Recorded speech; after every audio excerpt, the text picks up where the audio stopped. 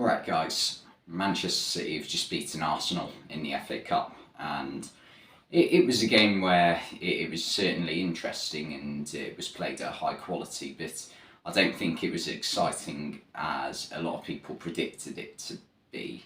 Arsenal certainly didn't perform as well as many people thought, but I thought City at home, Arsenal were always going to struggle really in a game like this, especially considering the starting 11 they put out. City went pretty much full strength. The starting 11 that Pep Guardiola's been picking for all his big games recently. And yeah, he went for this sort of 3-2-4-1 formation again, which is quite similar to what he used to do from memory at Bayern Munich, where Rico Lewis doesn't really play as a right back as it looks on paper. He tucks in to sitting midfield position with Rodri, and that leaves a three at the back. And it's quite suitable because Ake can play either left back or centre back. So yeah, it certainly worked in this game, but I think there have been a couple of games this season where it hasn't worked so well. Whereas Arsenal, they just they started a half and half team. There were a lot of their first team players like Saka, Xhaka, Partey, Gabriel, who else, and Nketiah as well.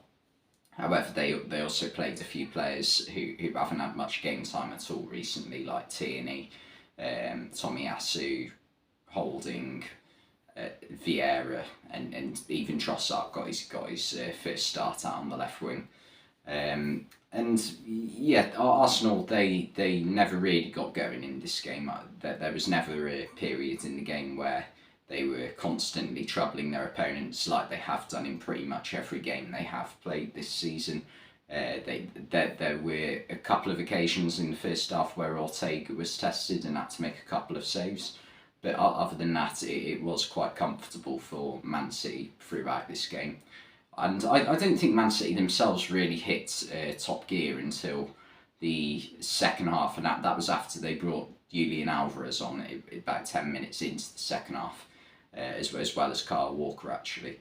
And it just changed the game up a little bit. They swapped the formation completely. I didn't think it was as effective as it has been in recent games.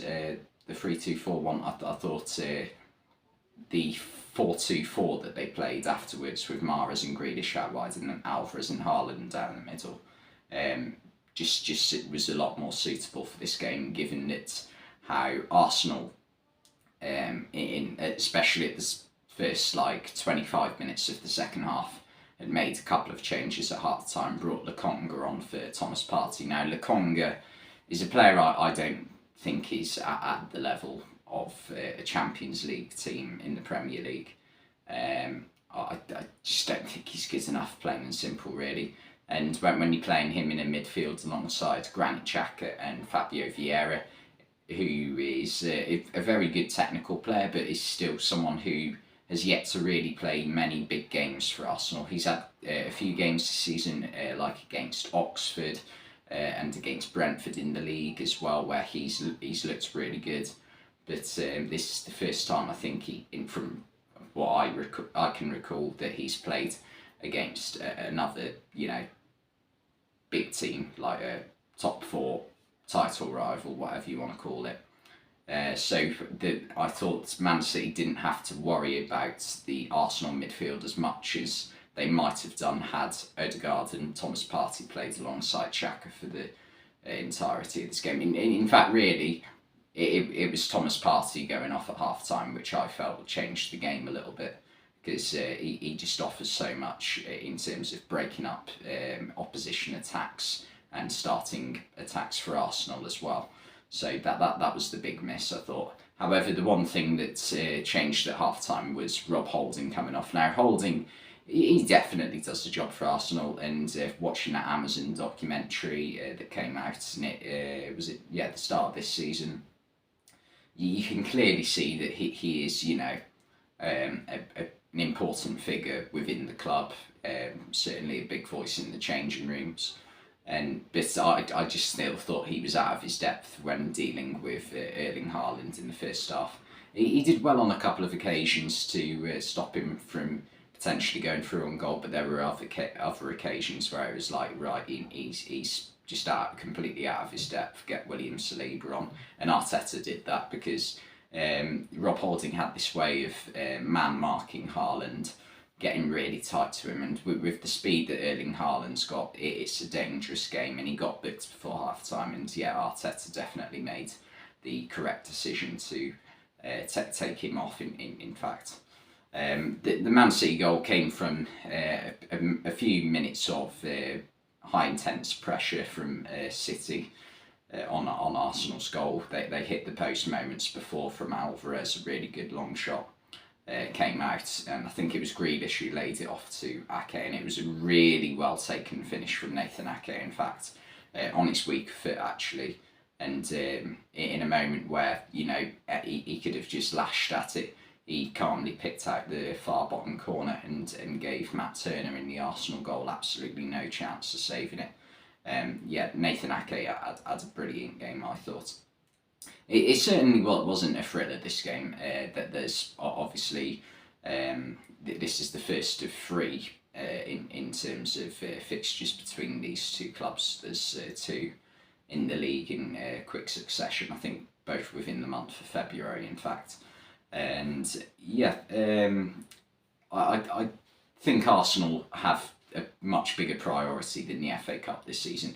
I think City have been in this position so many times now for the past like 5 or 6 years under Guardiola, where it's like, right, we can you know, afford to go on a cup run whilst also maintaining our league form and our concentration within league games. It's just experience and squad depth, whereas Arsenal, I don't think, have that experience. Well, it's not that I don't think they don't. So there's you know, this is the first time in 10 years at least that Arsenal have been in a. Actually, no, there was that one season Leicester won the league, but the first time since Arsene Wenger left 100% since that they've been in any sort of title chase. So yeah, they're going to want to focus on that.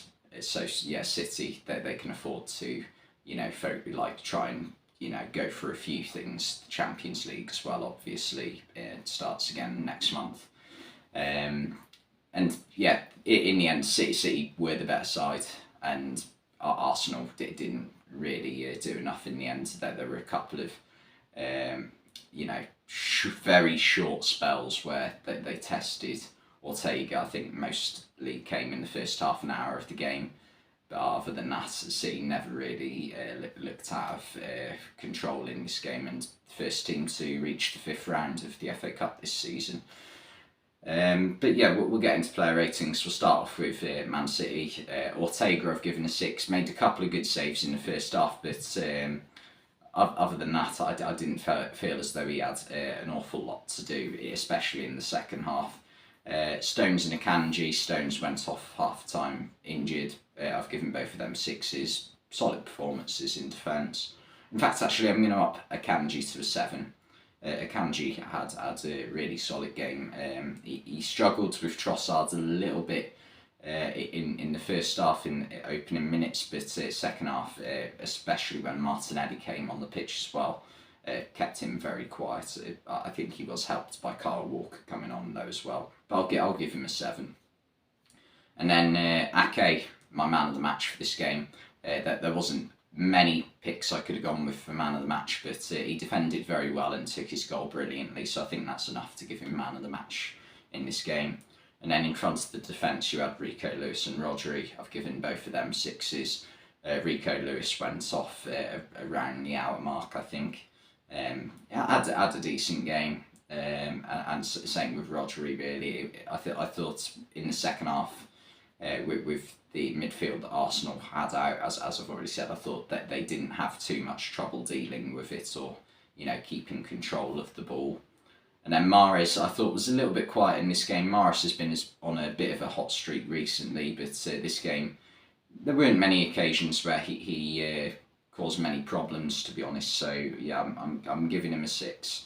De Bruyne I've given a 7. He put in some brilliant crosses throughout the game actually, but I don't think they went recognised because Matt Turner in goal for Arsenal was actually, I don't know, very very on his toes, if that makes sense. Like, he dealt with them very well. Was always ready for them, but they're on like another goalkeeper who wasn't so proactive. If I think that's probably the word I was looking for. I think yeah, less proactive goalkeeper. That would have caused them a couple of problems. But I thought Turner did quite well in goal for Arsenal today, especially considering that he doesn't get many run-outs for Arsenal. Gundogan I've given a 6, similar to Rodri and Rico Lewis. What wasn't caused a great deal of pressure on the ball in midfield, especially in the second half. Grealish have given a 7. I thought he was very good out on the left today. Set up Ake's goal, I believe, and yeah, was a constant problem cause of Arsenal, especially on the right. Tomiyasu was caused quite a few problems in this game.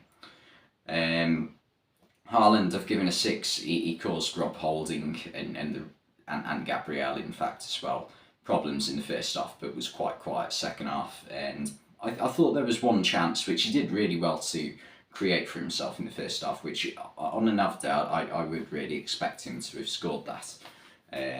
So yeah, not his most amazing game ever, Haaland, but still he was noticeable. And then substitutes, Laporte I've given a 7. Made a brilliant replacement for John Stones going off injured in this game, controlled the back three really well at the centre of it. Alvarez I've given a 6, really unlucky not to score, and made a good impact after he came off the bench. And Kyle Walker I've given a 5 because there were a couple of occasions when he came onto the pitch where I thought he let his man in. I think on one occasion it was Martinelli get past him far too easily. So yeah, wasn't the greatest cameo ever from him coming off the bench to supposedly try and nullify Arsenal. And then on to Arsenal, I've given Turner a 7 in goal. I thought he had a really good game, and Arsenal could have had a lot more trouble had he not have been so quick thinking as to intercept some of the crosses that players like Mahrez and De Bruyne were putting in. And then the defence, Tomiyasu at right back and Gabriel at centre back have given 6s. Thought they had solid performances, but Holding, Haaland, if Holding had stayed on the pitch, I think Haaland would have taken advantage of him at some point in the second half. And Tierney have given a 5. There were just too many occasions where he took poor touches or lost the ball far too easily. Vieira I've given a 5. It's the first time I've seen him and not really been impressed by him. I'll be honest. He's obviously a brilliantly technically gifted player, but I think the speed that Man City play at, he really struggled to get on the ball in this game. Thomas Partey and Granit Xhaka I've given 6s. Partey was only on the pitch for one half, but I thought it was a mistake from Mikel Arteta to take him off, actually, given that I don't think Arsenal actually have a game for a week, so I don't think there was any real reason to rest him, to be honest. And Xhaka, yeah, he wasn't really helped by the midfielders he had alongside him, but still had an okay game. Saka and Nketiah are given 6s. Nketiah had a couple of half chances which he couldn't take, but nonetheless still had an alright game. And Saka, he was the quieter of the two Arsenal wingers. I thought Trossard, who I've given a 7, had a bit more of an impact on this game whilst he was on the pitch. Caused a couple of problems and forced a really good save out of Stefan Ortega in the first half. And then subs, Saliba I've given a 6. Did a decent job and kept Haaland more quiet in the second half. It certainly helped in that regard. And Lokonga I've given a 5. I just thought he came onto the pitch and when a substitute comes on the pitch and you just think, right, I'm not feeling confident in him at all.